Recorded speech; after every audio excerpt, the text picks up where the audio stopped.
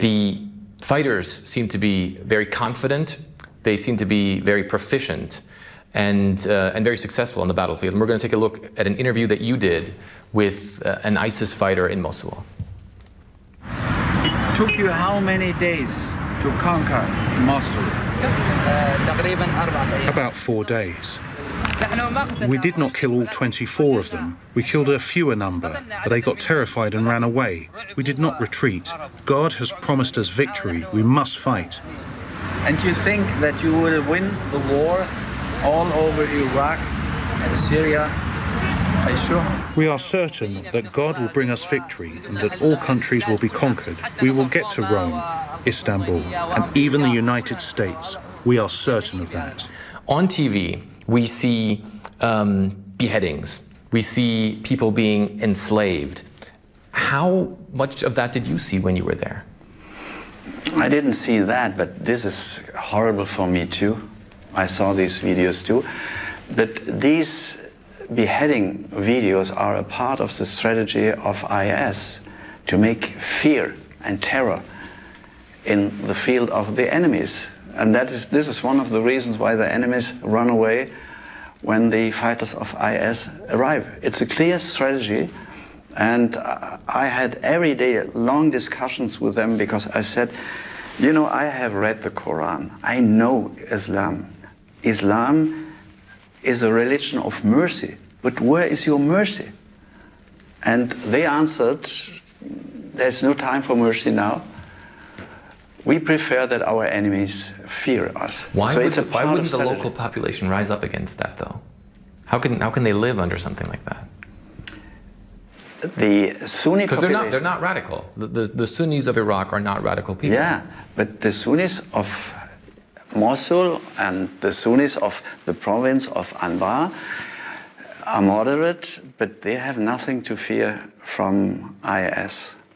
They accept IS, and IS is helping them, is providing food and things for the poor people of Mosul. So that's not the problem. IS is a huge problem for all the other religions, for Shias. And this is, for me, there are the 2 points which were very, very hard to understand for me. The first point was this incredible enthusiasm of these fighters and this huge amount of young people who arrive every day, 50, 100, 150 from the United States, from all over the world, even from New Jersey. You know, you met people from New Jersey. You saw people from New Jersey. You don't suppose a young boy from New Jersey fighting for IS. I met the last fighter I spoke to was a guy from an island near the United States. I don't want to mention it because I don't want to make problems for his family. He just passed his law exam with a brilliant mark, and he just got a great job offer. And he refused this job offer because he wanted to fight for the Islamic State. They believe that they do something great, something historical, something good. The way that the West is trying to react to the Islamic State is a mix of a bombing campaign, arming moderate rebels, Syrian rebels, and also trying to get some sort of Sunni uprising going on in Iraq. Do you think that that has any chance of winning from what you see with the Islamic State? Why? No. The first reason is because IS is powerful. They are very, very strong. You see, I don't like them, but they are strong. I had to admit that these people are strong. You saw this interview with a young fighter in Mosul. They were 400. They won the battle against 25,000 soldiers and militias. 400 or less than 400. These are very strong people. That's one reason why I'm pessimistic, and I think bombarding has been always the wrong strategy. But you say they're strong. How can you win without bombing them? How do you want to bomb them?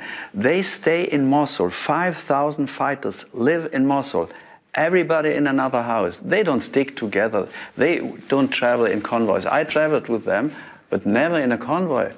There was a lorry between us, and the second car was far away. Nobody sticks together. They live in different houses, and they live in Mosul, a city with 3 million residents.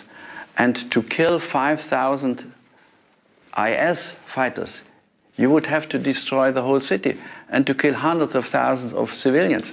That's not a strategy, and it will not work. One group that you're not talking about is the FSA right now, the moderate Syrian They're rebels. laughing about the FSA. They don't take them for serious. They say the best arms seller we have are the FSA. If they get a good weapon, they sell it to us, and they didn't take them for serious. They take for serious Assad.